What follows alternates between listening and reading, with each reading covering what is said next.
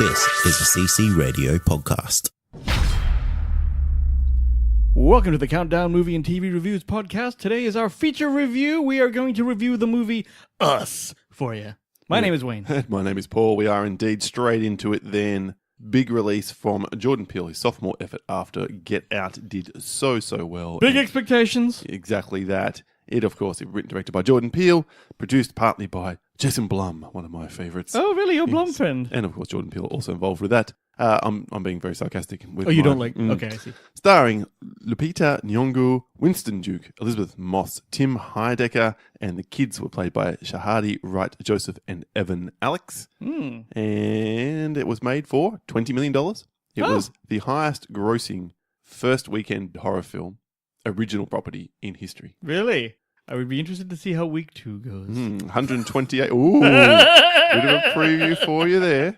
128.4 million is taken around the world thus far. So it's another massive success after only a week and a half at the time of recording's release. Wayne, what is Us about? Us? And we're, of course, going to be non-spoiler and then separate. Yes, of course, yes. Us starts out with a flashback to the mid-'80s with a little girl named Adelaide who is at a seaside fair with her family.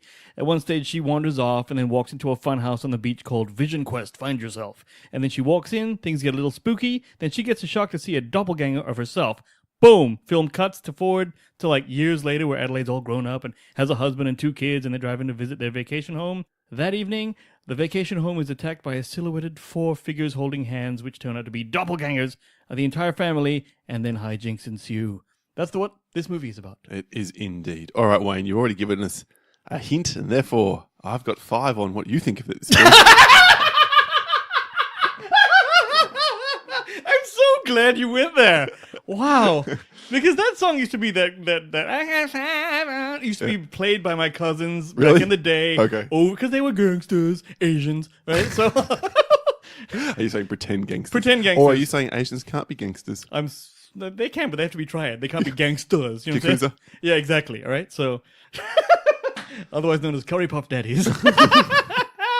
Okay, before I offend anyone else, this movie. Yeah.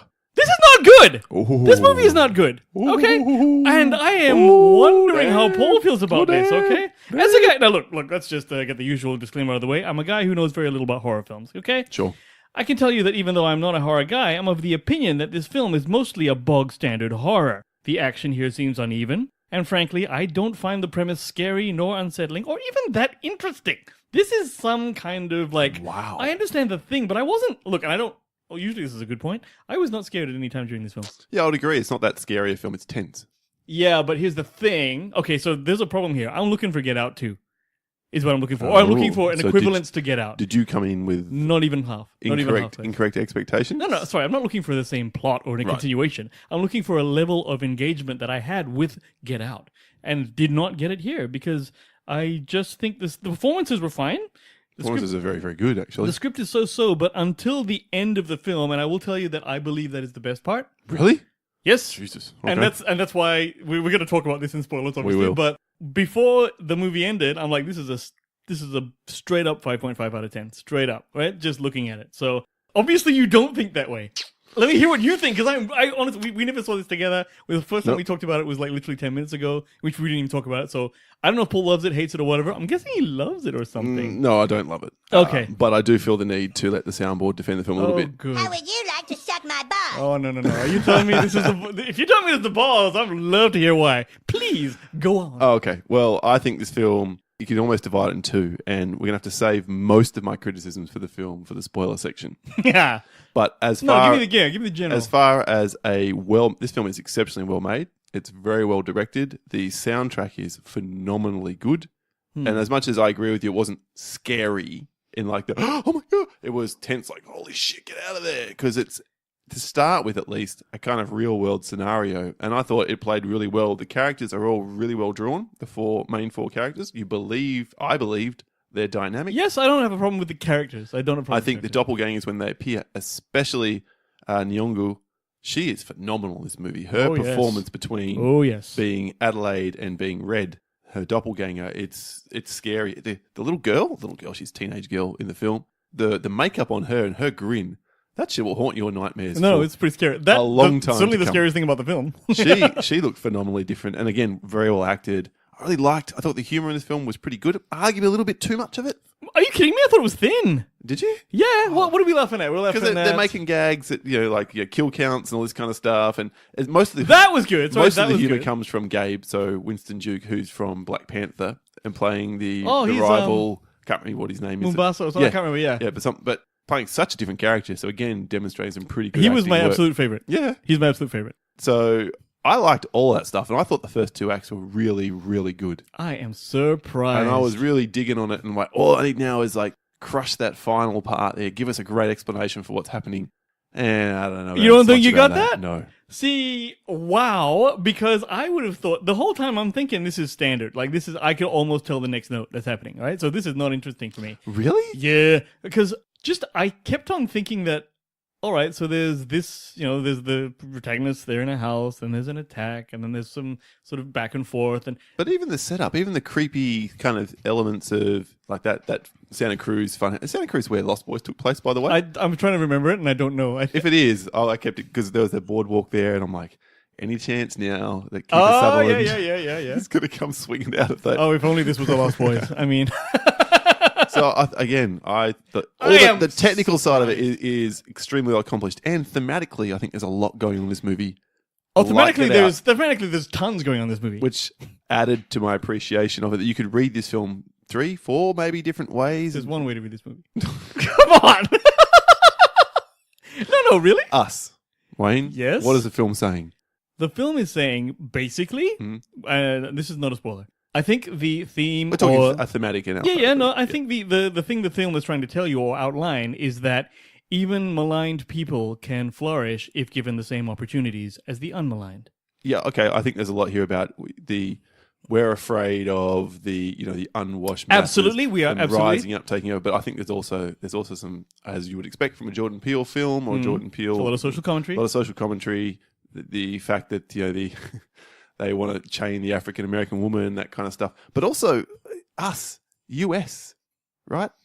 Okay. It's a very kind of xenophobic look as well. No. Well, look, to be fair, I hadn't thought of that. But the fact that it's an African American problem that they kind of obviously it's us, US. But it was nice also the way that they Peele again adroitly kind of puts this African American family in scenarios you don't normally see in films. You don't normally see an African family hanging out down the beach. Yeah, absolutely. And they're not as well off as Elizabeth Moss and the other dude. The white people, yes. Yeah, but they're very comfortable. No, absolutely. Yeah. And they're in a much better place in their relationship than the assholish white people. Would agree. Yeah, no, that's all good. It's playing against those. That's all so I think all that stuff's really adds to the layers. The film makes it more enjoyable. And if it stuck the landing, I would have thought this was way better. I think the landing's the only thing it stuck. Oh, God. Because I cannot wait to get into this. Okay, so here's what's happened, everyone, all right? Paul has seen the ending a mile away, is what he's done. I've seen one part of the ending I called it in the first 5 minutes. Okay, so the plot-o-matic Paul is fucking swinging that shit. So now, that thing that impressed me is not going to impress him. Oh, okay, right? So you're talking about that one element. So now he's looking around for the movie. He's like, ooh, this reminds me of that, and this reminds me of this. And whereas I'm going, this reminds me of every horror movie because I can tell you what's going to happen next. And in fact, I can't tell you the end. That's why I like it. Because you're actually really, really wrong about it being predictable in horror movie lines. Bollocks! Because this film doesn't go down the line of horror movie tropes. I guarantee, and again, a lot to tell you why it would be a spoiler. So I need to remember this. So we're in a few minutes when we hit that spoiler let me put it this way. I'm not saying that I called every next scene. What I'm saying is, as this moves along, it moves along in a completely expected fashion. Like, to me, I'm sitting there going, not to me. Apart from one thing, which I can't tell you until later, that I sit there going, I'm just watching it going, not necessarily impressed. And I'm really surprised that you are. You are a sad, strange little man. No, please. This is disappointing. It is disappointing. I'm disappointed that you having wait, did you think I would like this? First of all, stop making me watch horror movies, motherfucker. All right? Because I'm not going to like that shit, okay? I've seen Pet Sematary and I've seen this one. 2 horror movies in a row. You know what kind of shit life that is? It's a shit life. All right? But other than that... Actually, ironically, when you watch horror movies, my life gets a little bit better. Oh, I see where this is going. Puss bucket. Okay, well, look, I mean, other than... by the way, the oppressed folks are called the tethered. Yes. So you're right about the chains and that sort of thing, and definitely some stuff around that. But, yeah, I don't know. Okay, you didn't like it. I did like it. I didn't love it. It's probably the best horror movie I've seen this year, but that's not saying much. We haven't seen a lot of good horror movies this year. This is the best you've seen this year. Mm. Hang on. Again, I'm not saying... Yeah, there hasn't been a lot, yeah. It has been very few releases thus far, and those that have come out. And I'm not just talking about at the cinemas or the theatre, I'm talking about straight to video as well. So Bloody hell. a very lean year What for month are horror we so in? far. March? Yeah, okay. April. Yeah, all right. April by the time this drops. Yep. Yeah. All right. So you didn't like it. I did. We seem to have had polar opposite parts of the film that we did like. Yeah. I mean, it's not a huge surprise because I don't know shit about horror, and really, I have no business sitting in that theater. But Except as a podcast reviewer. that is exactly. I Oh, just flashed the on a card and podcast. let me in, and that's Yes. it. But the rest of these people are eyeing me the whole time. So That guy doesn't belong exactly, here. what is he doing here? He's Asian. So Oh, now. That is I'm not making a appropriate. dick joke. It's fine. It's fine.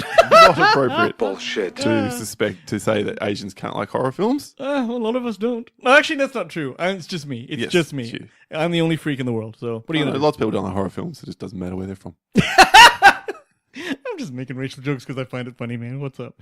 All right. I guess this might be the review to do that, or you're being more offensive than usual. I don't know. And I guess to we'll be let fair, the neither do listeners tell I. us. All right, well, let's hit the spoiler button then and get into the rest of it. It's a not recommend from Wayne, it's a recommend from me. Word. And we'll give you scores at the end of the spoiler section.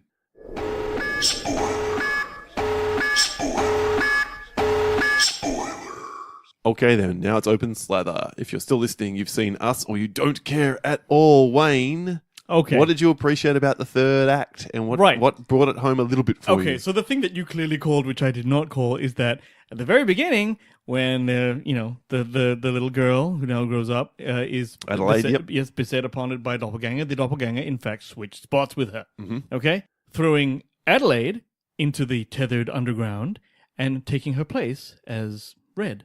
Now, what then happens is, and this is like, that was the coolest thing, because I'm like, oh my god, we were watching one of the tethered the whole time.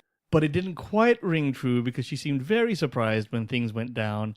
And she seemingly, unless she repressed the memory of having switched herself out, which I think, actually, I can understand happening. Like, if at that age, you're like, boom, and then you just live the rest of your life like a person in the above world, you probably start to believe it after a while. You probably Yeah, push I that guess that's memory not down. made clear. It could be that she's kind of buried it pretty deep. And That's what the thing that I think was cool about it most was the fact that she might have forgotten and only remembered when she was looking at her son at the end. And so that was, oh my god, yeah, that's the shit. That was the best part of it. That twist, it made the movie. The further for the me. film goes, it does throw little clues at you. Like, Yes, it does. It Even when absolutely she's fighting, she's making sort of those same kind of animalistic grunting noises that the tethered use to speak Yes, or communicate, not speak. as good as that was, I couldn't understand her a lot of the time. I gotta say. When she was attacking and defending herself, she started to sound like one of them. That's one Yes, thing. yeah, no, I didn't notice that, but I did read up on it and say that. So in terms of the way like they give you little clues along, and I didn't. To be fair, it fooled me. But then again, I wasn't that interested for most of the movie, so Okay, all right. it's a little. Look, I don't know why I quickly drew that conclusion, but I did. And Yeah. so for most, I mean, like the first act, I didn't care. I was like, oh, let's just see how this plays out. As soon as they started getting attacked and they weren't instantly killed, the moment that everyone else was being instantly killed, I went, well, they've got to have a special reason. Oh, they've obviously swapped. So that was true. Yes. So her family's the only one when they're attacked by their tethered that aren't just murdered outright. Yeah, but exactly.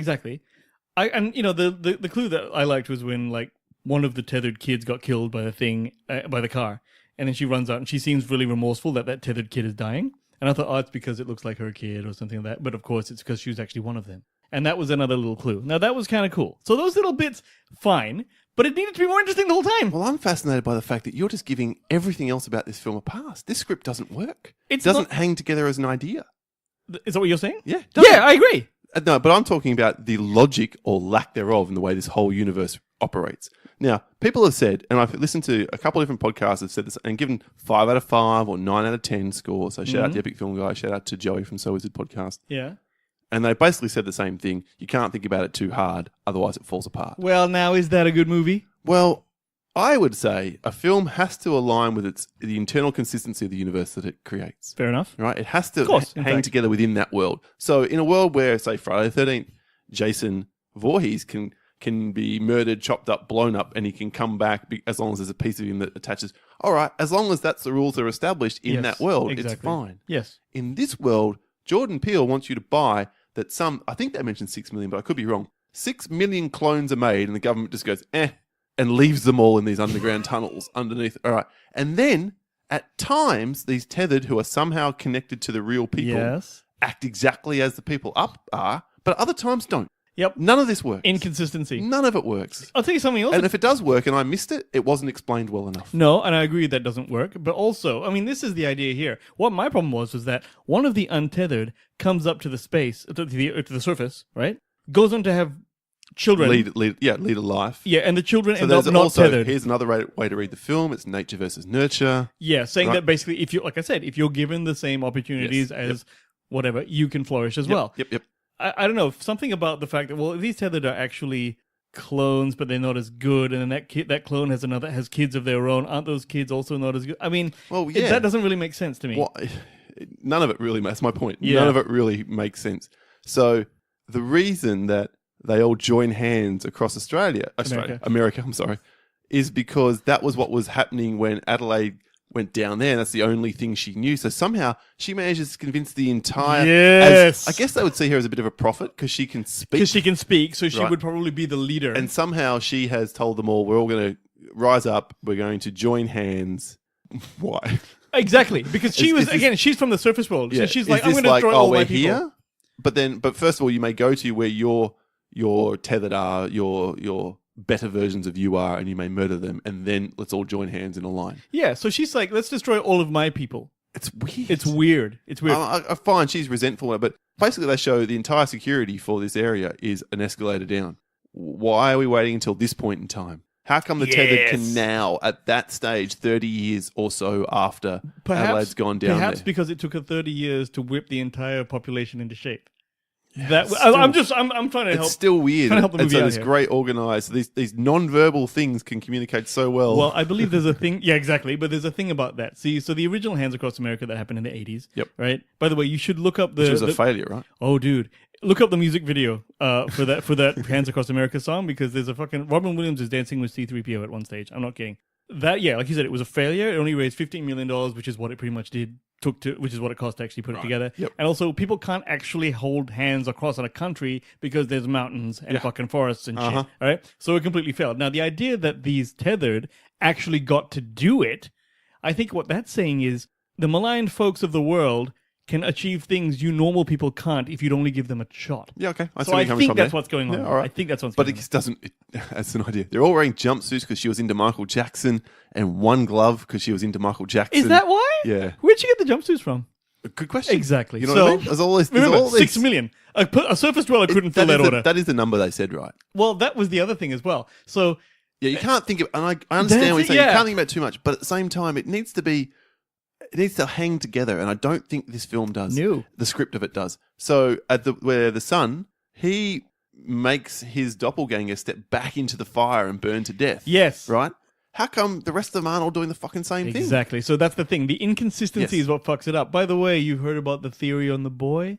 No, please. The theory on the boy is, okay, so obviously he has his mask, and when the doppelganger boy puts his mask away, his mouth is all burned. Yes. Okay, I so... because he's into fire and he's... Well, he plays with fire and Yep. shit, right? So the theory, or the theory is that because the boy is the only person other than Adelaide that encounters the funhouse, he was swapped out at some stage too. Oh. And in fact, the boy that is in fact her son, who you think is the good son, is the other kid. And the reason the seeming doppelganger has burned face is that because he was playing with fire and he's trying to learn that trick, the flash trick, but he Yeah. burned his face. And then he stayed. So that's the son. That's the kid with the burned face is the real son who Yes. got swapped out. Well, and that's there's why a reason that doesn't work, and that is that he learnt to speak very, very fast. Yes, within that's the half only of that. problem Yeah. with the thing. And also, but like I think, like at the end when she gives her son that look, it's like the son knows that she's one of the tethered, and she knows that she's one of the tethered, Yes. and kind of knows that maybe the son is one of the tethered. That's the idea behind that Okay. idea. Again, But like you said, it's problematic. Multiple So- ways to read it, but yeah, for me, it really was let down by expanding the scope beyond just these people or this neighborhood. If it had been a supernatural explanation, the film would have been so much better. What exactly? And So much better. But you know what? Instead of trying to ground it in science, in fact, like clones and this and that, and there's always millions of miles of abandoned tunnels underneath See, America. the fact that they tethered it to science, I like No pun more. intended. Yeah, I know. I like that more. I like that they actually explained it like a thing. Same with Get Out. It wasn't actually a supernatural element. Yeah, but Get Out works. It's yes, and internally consistent. What this one feels like is that he had an idea. He's like, hey, there's like tunnels under the ground, right? That's a fact, right? Okay, well, what if governments did this? And he's just trying to make it fit as opposed to... Somewhere I read that he once was walking down the street in New York City and looked across the road and there was a guy that looked remarkably similar to him and he freaked out a little bit. And then from there, that's where the genesis of the idea came. Sure. And I think that what happened was it's that the idea is there and I can see that he's making the narrative fit, but it's not baked quite well enough. Yeah, I'd agree with that. As much as I'm a story guy, anyone who listens to this podcast knows that I'm all about the script and the story. I also acknowledge when the technical side of a film is excellent. And I think this film is one of the best horror movies made for the technical side of it. I don't think the script works well enough. And that's why technical? You mean the way it's shot? Cinematography? The cinematography, the way it's shot, the way... Yeah, it's... your care factor for the characters, because I gave a shit about all these characters. So did I. All the four of them. Yeah, like I said, the characters and the performances are great. So that's half the battle. Although I did have a little problem with like the fights sometimes because, I don't know, the guy getting capped, like the dad getting capped in the ankle with the baseball bat, that was a stupid move, man. It also was, the whole time through I'm like, so this guy's waving an ankle, a bat, and he can only swing it straight up and down because the door's only partly open. And somehow manages to incapacitate. Yes, with Gabe. enough force without it getting jammed in the door while the guy's pressing Yes. in. That's a bit shit. So I'm like, I hate that when that happens. I'm like, come on, I would can agree take that part was a little bit weak too. So, like I said. Probably nitpicking there, though, that's fair to say. Look, man, I'm unimpressed with this movie. All right, let's do it then. Final scores. I think we've talked about it enough, and Wayne is inexplicably down on this film. Totally, 57. Ooh. 57, that's it. It needed, you know what, I talked to... So it's off 3 stars. Not as bad as I was expecting the way you've been bagging on it. Like I said, it's not a terribly made film or anything, it just wasn't special. And then, for it to be the one I have to get out... It's definitely not a terribly made film. Glad to hear you say that. No, not, well, hence the score. But I talked to a horror fan this morning, and her boyfriend were like, that was bad. That was shit. And I was like, really? So I was just a little bit more validation. When I first walked out, I was a sort of 62, 63. In subsequent thinking about it, I've risen it to a 69, dudes. That is fucking high, man. That is high, especially for you. What? This is bullshit. I stand resolute, motherfucker. That is correct. All right. Well, shit, man. I mean, someone got this. 57. No, this movie must have dick grazed you a little bit or something. I don't know. You're somehow a little. You're a little happy about it. You're a little pleased with it. You know what I'm saying? Too much so. It's not that good. But anyway, all right, cool. Each their own stuff. Oh dear me. All right. Well, that is our review of Us, Wayne. You are in the small 5% of reviewers who have. So everyone loves this movie? Everyone's giving it 3 stars or above, according to Rotten Tomatoes. You mean that fake ass site that's owned by the damn production company? Sure. Damn. It's owned by Comcast, man, and they own everything, so forget about it. All right, well, that is our review of Us. Thank you for joining us today. If you want to hit us up with some feedback about this review, particularly Wayne's perspective, you can Paul's, because I think that motherfucker's crazy, he's drunk. On Twitter at The Countdown PC, via email at thecountdownpodcast@gmail.com, and in our Facebook listener community. The link is in the show notes. Wayne, anything else you want to add to justify yourself as a film reviewer at this point? Yeah, fuck Paul. That's it. I don't know. I ain't got nothing for you. I don't know why. I'm really surprised Paul liked it this much. I'm Paul. He's Wayne. This has been the soundboard. Hi, we need to get out of here. I can't believe this shit. Catch you next time. Yeah.